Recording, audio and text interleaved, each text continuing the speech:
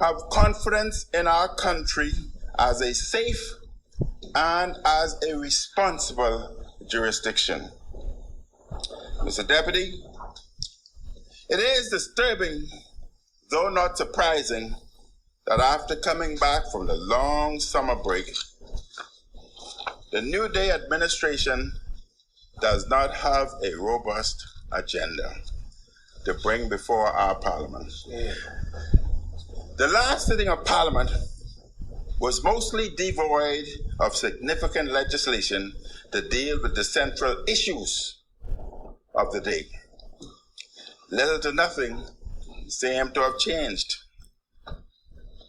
The PLP still does not have a compelling vision or agenda for our Bahamas.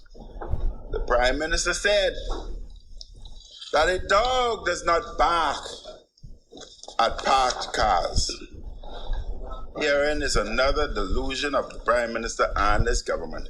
He seems to believe that because he is constantly rushing to and from airport, traveling the world at breakneck speed, that he is actually accomplishing something.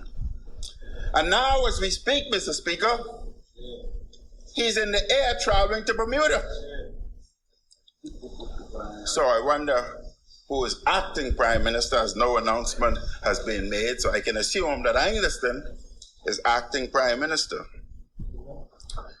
Commotion is not the same as motion in a good or right direction. The Prime Minister is in constant motion, busy traveling overseas while problems and crises mount here at home. For example, Bahamians are not confident this Prime Minister has a coherent plan to cause a reversal of the EU's blacklisting of the Bahamas. Mr. Deputy, sadly, that crisis is but one of the crisis after crisis taking place under the watch of a Prime Minister who is appearing increasingly, and in my view, incapable of handling the responsibilities of his office. I urge the Prime Minister and the government to deal with the German Tax Amendment Act, which can be very devastating to our insurance industry, as they would be withholding 15% from claimants, from benefits, from commission, from premium. And if this is not dealt with expeditiously, Mr. Speaker, we would face a financial crisis and subsequently layoff. The crime crisis in New Providence is worsening by the day. The Prime Minister just announced his government is raising BPL bills for Bahamians and businesses. And they are doing so in the lead up to Christmas, which is going to be bad for businesses and bad for consumers as they make their Christmas preparations.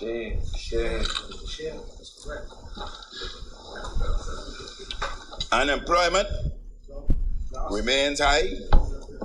Food and gas prices remain high, with food prices continuing to go up.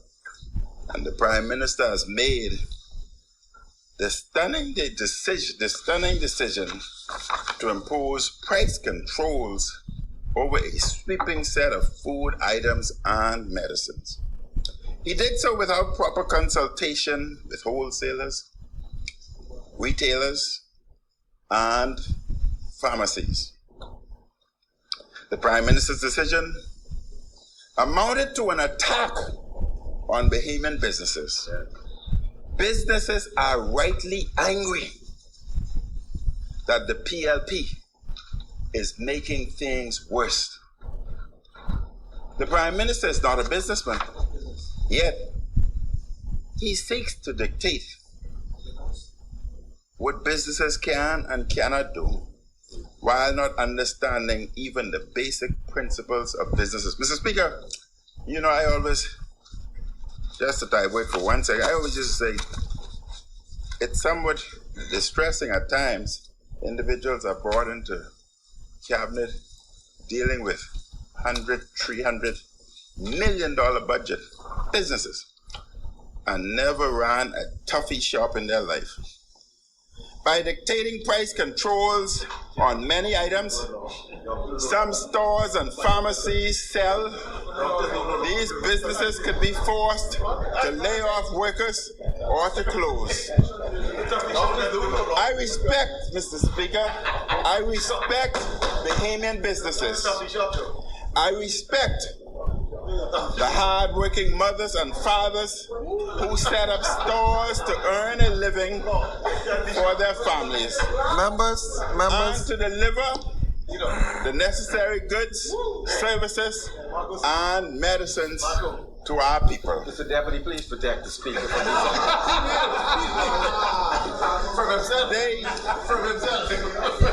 Mr. Deputy,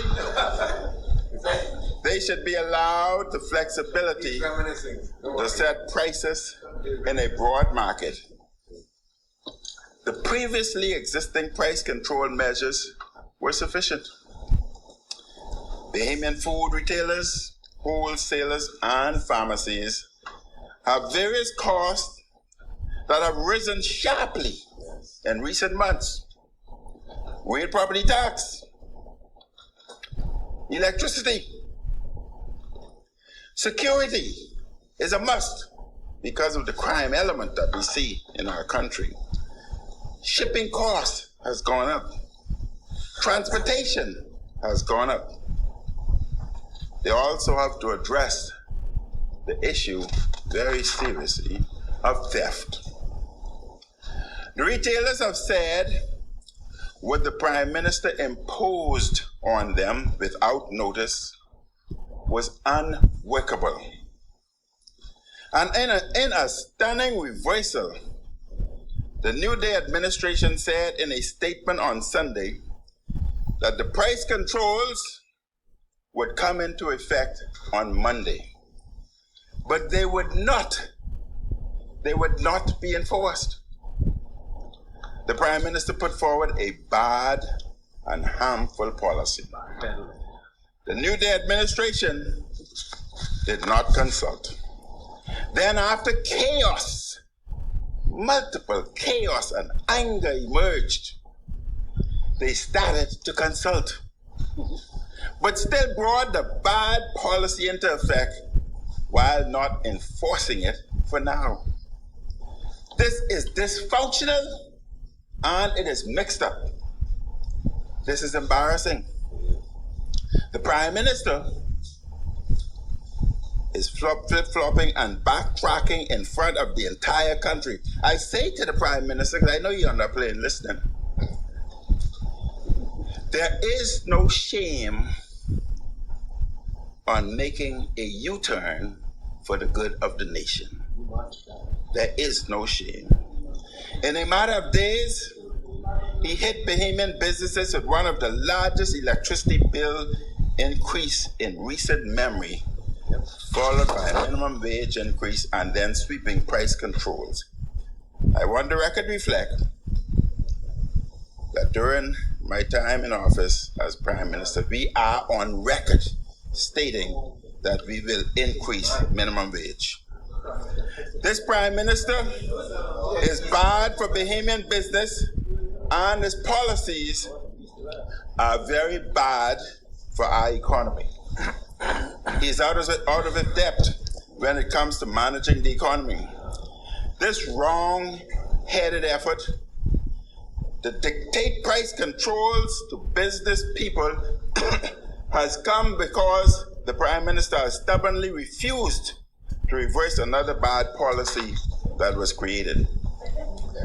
He imposed the Davis breadbasket tax on foods and medicine that previously were exempt.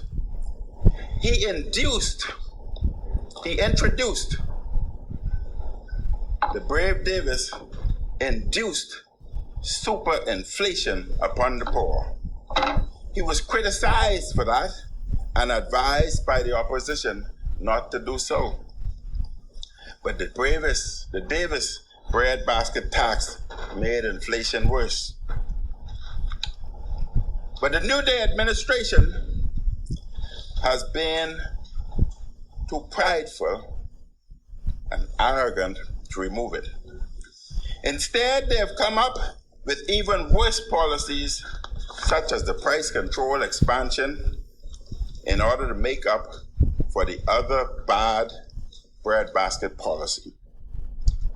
Mr. Deputy,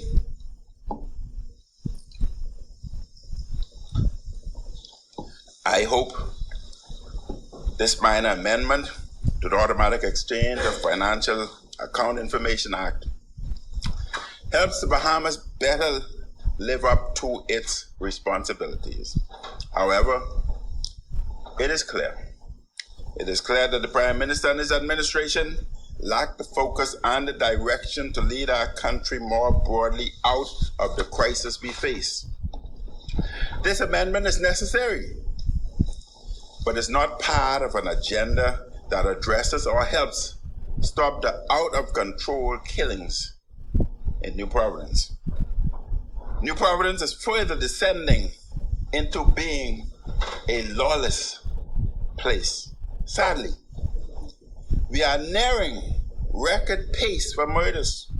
The killers are attacking victims in open places in broad daylight. Just the other day, a young lady was tragically killed in Ira Key, which is a public place frequented by many Bahamians. And there's also a police station there. The Prime Minister keeps saying he is looking for solutions, but he brings none forward.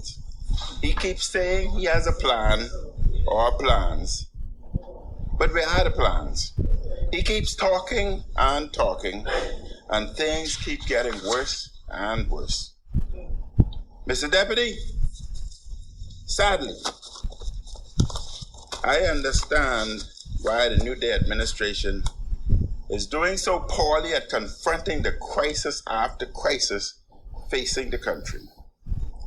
Their major problem is the captain of the PLP ship has too often abandoned his post over the past year.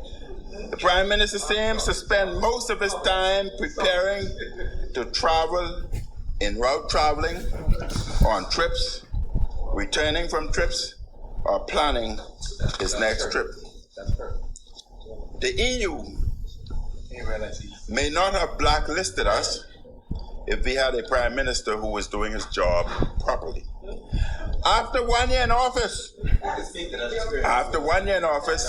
the Prime Minister gets an F grade for attendance, for not being at his desk doing the people's work. And right now, the Prime Minister, his out-of-control press secretary, and their large delegation of traveling companions are planning a major trip to Egypt for next month. The conference they're going to is from November 6th to 18th. And now you know, Mr. Deputy, it will take a long time to get to and from Africa. So if you add the travel days before and after the conference, the Prime Minister will not be here for much of November when electricity bills go up. I wonder if he, the out-of-control press secretary, and their traveling companions will go on further tours in Africa after the conference. Maybe they will be touring or spend extra days spending the people's money. Maybe again, they will go on a tour of the pyramids, where the pharaohs and others are buried. Mr. Deputy, it is important for us as legislators to remember that when we come to this place, the people expect to hear us address solutions. I can afford it. To challenge solutions to the challenges of the day. Many listening today will not see how the Automatic Exchange of Financial Account Information Bill 2000